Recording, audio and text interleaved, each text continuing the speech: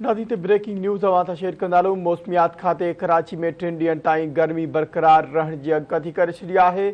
मौसमियात खाते जो चवणु आहे त कराची में 8 ऐं 9 अक्टूबर ते गर्मी पद 38 सेंटीग्रेड रहंदो। मौसमियात खाते मूजिबि कराची में 10 अक्टूबर ते गर्मी पद 38 खां 40 सेंटीग्रेड ताईं रही सघंदो।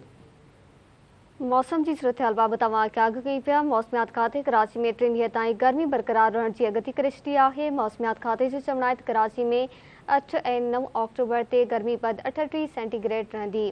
मौसमियात खाते मूजिबि कराची में 10 अक्टूबर ते गर्मी पद 38 खां 40 सेंटीग्रेड रहंदी। ख़बर आवाज़ शुरू कई पिया। मौसमियात खाते कराची में 3 ॾींहं ताईं गर्मी बरक़रार रहण जी अॻकथी करे छॾी आहे। मौसमियात खाते जो चवणु आहे त कराची में गर्मी की अॻकथी कई हुई है। मौसमियात खाते जो चवणु आहे त कराची में 8 ऐं 9 अक्टूबर ते गर्मी पद 38 सेंटीग्रेड रहंदी। ख़बर के हवाले से नाज़रीन अवांखे आगाह कंदालूं या ब्रेकिंग न्यूज़ अवां सां शेयर कंदालूं तो मौसमियात खाते कराची में 3 ॾींहंनि ताईं गर्मी बरक़रार रहण जी अॻकथी करे छॾी आहे। मौसमियात खाते जो चवणु आहे त कराची में 8 ऐं 9 अक्टूबर ते गर्मी पद 38 सेंटीग्रेड रहंदो। मौसमियात खाते मूजिबि कराची में 10 अक्टूबर ते गर्मी पद 38 खां 40 सेंटीग्रेड रहण जो इम्कान आहे।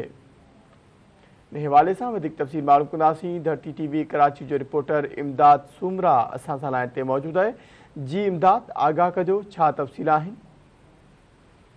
जी बिल्कुल, मौसमियात खाते पारां कराची में 3 ॾींहं गर्मी रहण जी अॻकथी करे छॾी आहे।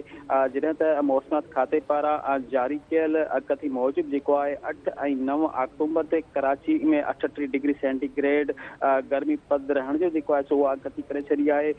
जॾहिं त मौसमियात खाते वधीक ॼाणयो आहे त 10 अक्टूबर ते कराची में 38 खां 40 सेंटीग्रेड गर्मी पद रहंदो। जॾहिं त गर्मी जे इज़ाफ़े खां पोइ हिन वक़्तु कराची के मुख़्तलिफ़ इलाइक़नि में जेको आहे गर्मी जेका आहे उहो गर्मी जेका आहे पद जेको आहे 38 रिकॉर्ड किया वियो आहे। कराची जे मुख़्तलिफ़ इलाइक़नि में के इलेक्ट्रिक पारां जेको आहे गर्मी हुअण बावजूदि 8 खां 10 कलाकनि ताईं बिजली की लोड शेडिंग करे छॾी आहे, जंहिं सबबि अवाम जेको आहे उहा सख़्तु परेशान आहे।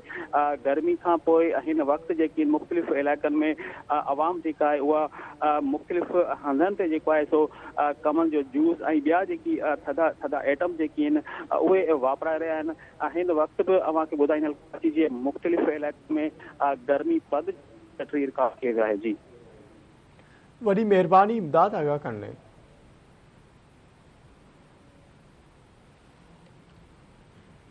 ख़बर के हवाले से नाज़रीन आगाह करे आहियूं। मौसम के हवाले से अव्हांखे हिकु ॿीहर आगाह कंदालूं त मौसमियात खाते पारां 8 ऐं 9 ते गर्मी बरक़रार रहण जी अॻकथी करे छॾी आहे।